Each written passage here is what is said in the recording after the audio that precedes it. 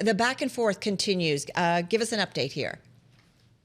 Yeah, so for those who haven't been paying extra close attention, Paramount has now made 7 or 8 bids for Warner Brothers Discovery. This was the latest since it went public with its offer a couple of weeks ago. The main difference with this bid was that it kind of addressed concerns about whether Larry Ellison, who along with his son David controls Paramount, was fully backstopping the bid, which he is.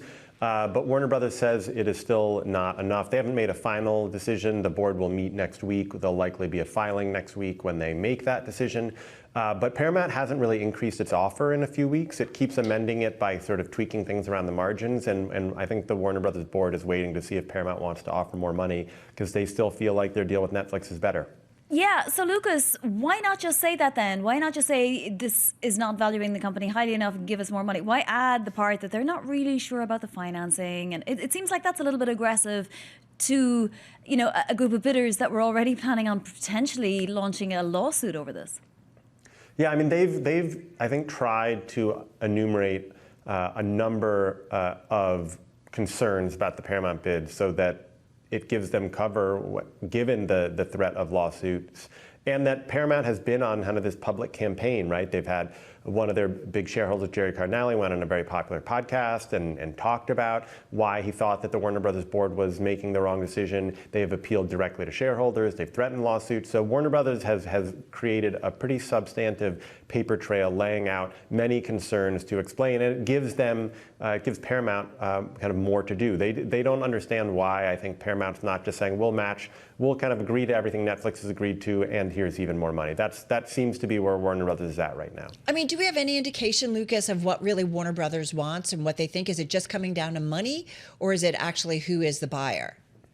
Money's the biggest thing. The Paramount offer and the Netflix offer are fairly comparable. A lot of it depends on how much of value you assign to the cable networks that Warner Brothers owns. That's CNN, TNT, among many others. Warner Brothers thinks they're worth more than Paramount, hence the disagreement. I think there's some concerns about Paramount as a buyer because, look, Paramount's a very small company, right? If they didn't have the Ellisons behind them, this would not be a deal that it could contemplate.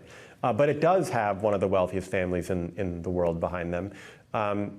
So that helps get the deal done, but what does that mean? Or I guess I should say, what does Paramount look like at the end of it? It is still a company sitting on a bunch of kind of troubled cable networks and a studio and some streaming services that are kind of in the third tier. Netflix, you know what you're getting. You're getting the most valuable company in the entertainment business, one that's been run very well, and so I think they feel good about that deal.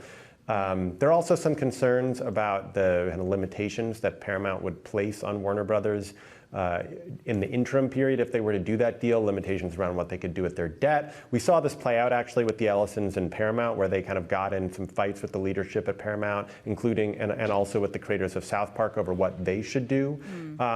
It's up to a third party, I guess, to decide if a lot of these are window dressing and it's really just all about the money. I would assume that, you know, at the end of the day, most of these deals are about who offers us the most money. If Paramount came and offered $32 a share, $34 a share, $35 a share, they'd get the deal done. I was just going to say, it feels like, you know, they want to go with Netflix and they just will go with Netflix. But I guess if Paramount, there's a price for everything, right? Paramount will be able to do this deal if it meets a certain price goal.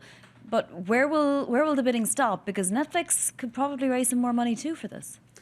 Well, I think that's one of the kind of concerns or things that Paramount is trying to work through, right? If they are going to come back and offer more money, how do they do that in a way where they don't just end up in another bidding war that they lose, right? I think they felt like they've long felt like they were the favorite to win this. They were surprised by how aggressively Netflix came after it. They certainly share your belief that the Warner Brothers board just prefers the Netflix offer. And so if you're a Paramount and you come back and you only increase your bid by $2 or $3 a share, that's something that Netflix could probably match.